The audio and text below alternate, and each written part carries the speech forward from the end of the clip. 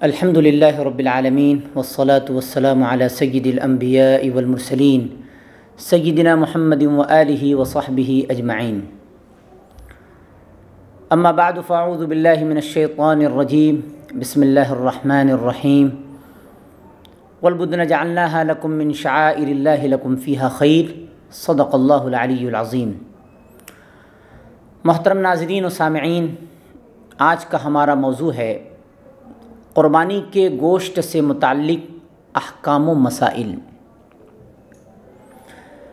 پہلا مسئلہ یہ ہے کہ قربانی کے بڑے جانور میں ایک سے زائد شرکا ہوں اور وہ باہمی آپس میں گوشت تقسیم کرنا چاہیں تو اندازے سے گوشت تقسیم کرنا جائز نہیں ہے، بلکہ محتاط طریقے سے وزن کر کے اور تول کر گوشت تقسیم کیا جائے گا تاکہ سب کو برابر حصہ پہنچے۔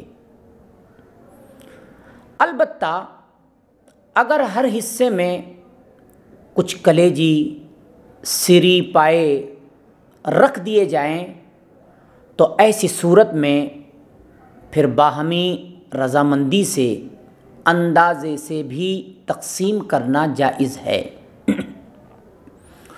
دوسرا مسئلہ یہ ہے کہ قربانی میں شریک افراد ایک ہی جگہ میں رہتے ہو اور ان کا کھانا پینا مشترک ہو اور وہ گوشت تقسیم نہ کرنا چاہیں تو بھی جائز ہے۔ تیسرا مسئلہ یہ ہے کہ قربانی کرنے والا اگر اپنے حصے کا سارا گوشت خود ہی رکھنا چاہے تب بھی جائز ہے۔ البتہ بہتر یہ ہے کہ گوشت کے 3 حصے کیے جائیں، ایک حصہ اپنے گھر کے لیے رکھے اور ایک حصہ رشتہ داروں کے لیے اور ایک حصہ غریبوں میں تقسیم کرے۔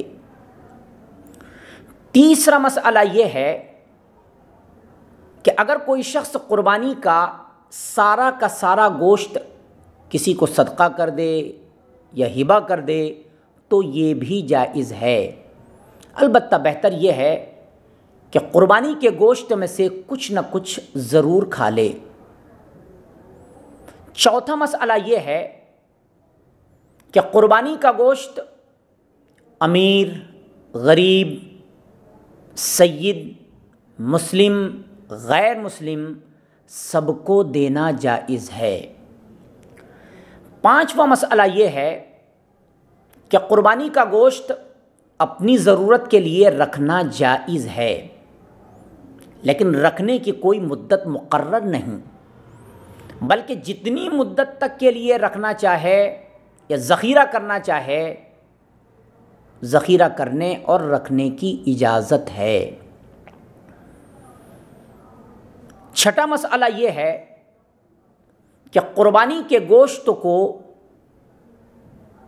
ایسی چیز کے عوض فروخت کرنا جائز ہے جس کو باقی رکھتے ہوئے اس سے فائدہ اٹھایا جاتا ہو، جیسے گوشت کے عوض دینی کتابیں خرید لیں، الماری، جوتے، کپڑے، برتن خرید لیے،